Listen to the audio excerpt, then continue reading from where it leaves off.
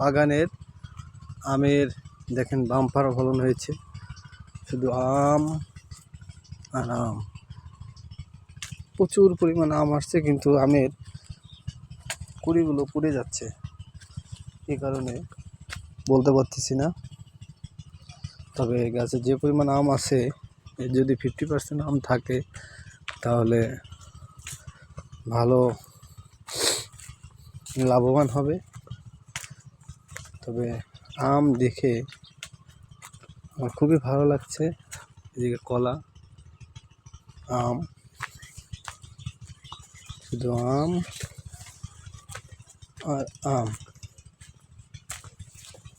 আমের বাম্পার ফলন হয়েছে, কলা গাছ আছে, পেঁপে গাছ আছে, এদিকে ধানের ক্ষেত আছে,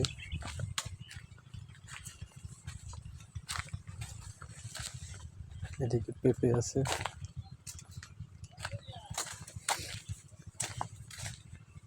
পেঁপে পেঁপে।